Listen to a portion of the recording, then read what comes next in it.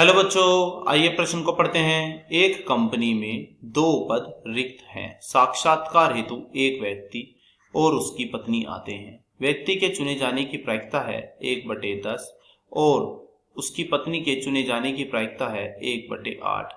तो निम्न केवल एक का ही चयन किया जाता है। तो अब हम प्रश्न की मुख्य अवधारणा को समझते हैं। मान लेते हैं कि एक घटना है जिसके सफल होने की प्रायिकता है हमारे पास PA तथा घटना के सफल ना होने की प्रायिकता है PA नहीं। इसे बोलेंगे सब घटना के सफल ना होने की प्रायिकता। ये कैसे ज्ञात करेंगे? 1 माइनस घटना के सफल होने की प्रायिकता अर्थात 1 माइनस हाँ। तो इस प्रकार हम इसे बोलते हैं। ऐसे ही घटना B के सफल होने की प्रायिकता है हमारे पास PB। यदि इस घटना के सफल ना होने की प्रायिकता है हमारे पास PA नहीं, तो इसे हम बोलेंगे ना। ये कैसे ज्ञात करेंगे? तो 1 माइनस घटना के सफल होने की प्रायिकता PB यानी कि हाँ। यदि हम कहें कि इन दोनों घटनाओं में से कोई एक ही घटना सफल हो पाए, तब हम इसे कैसे बोलेंगे? तो कैसे ज्ञात करेंगे कि एक ही यहाँ पर चयनित हो जाए अर्थात सफल हो जाए?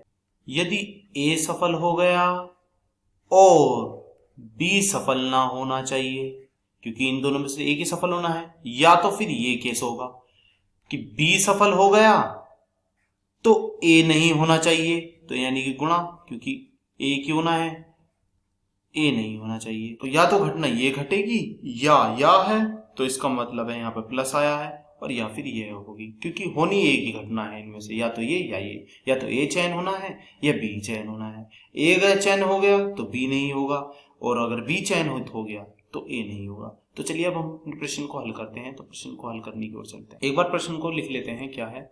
हमें व्यक्ति के चुने जाने की प्रायिकता कितनी है? 1/10। उसकी पत्नी के चुने जाने की क्या है? 1/8। तो लिख लेते हैं। A है व्यक्ति जिसके चुने जाने की प्रायिकता कितनी है? 1/10। B है उसकी पत्नी जिसके चुने जाने की प्रायिकता कितनी है? 1/8। अब क्या बोला है? दोनों में से केवल एक का ही चयन होगा। तो इसे कैसे करेंगे? ठीक वैसे ही करेंगे कि एक का ही चयन है। तो जैसे कि मैंने अपनी मुख्य अवधारणा में बताया था, एक ही चयनित होने की प्रायिकता क्या होगी? यह होगी A यदि चयनित हो गया और B चयनित नहीं होना चाहिए। अगर ये चयनित है तो ये नहीं होना चाहिए, तो इस पर नहीं का चिन्ह। या अब ये तो चयनित हो गया, या तो ये घटना होगी, क्योंकि करना एक ही चयनित है। अब भाई तो दूसरा थोड़ी नहीं होना चाहिए ना। तो ये घटना या तो ये सही है या फिर ये, या अब या का अर्थ है यहाँ पर क्या आना चाहिए? धनात्मक चिन्ह।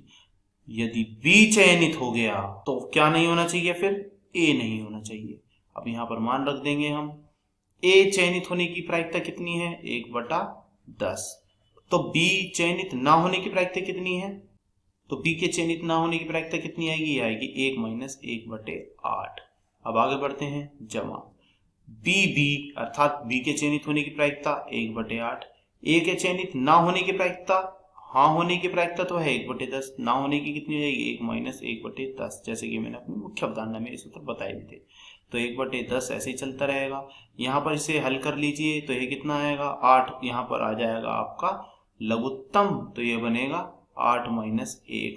फिर आगे बढ़िए, 1/8 चल ही रहा है, यहाँ पर 10 लघुत्तम आ जाएगा, यह बन जाएगा 10 माइनस 1। अब आगे बढ़ते हैं हम। यह क्या आएगा हमारा? 1/10 और यहाँ बचा है हमारा 7/8। फिर है 1/8, तो यहाँ कितना आएगा? 9/10। देख लीजिए 9 क्यों आया? क्योंकि 10 में से 1 जाएगा तो 9, तो 9/10। अब इस प्रश्न को आगे की ओर कर लेते हैं।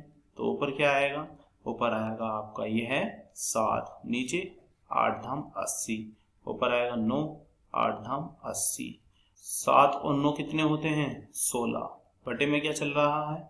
80, तो 16/80। 16 एकम 16, 16 पंजे 80। तो यह उत्तर आया आपका 1/5।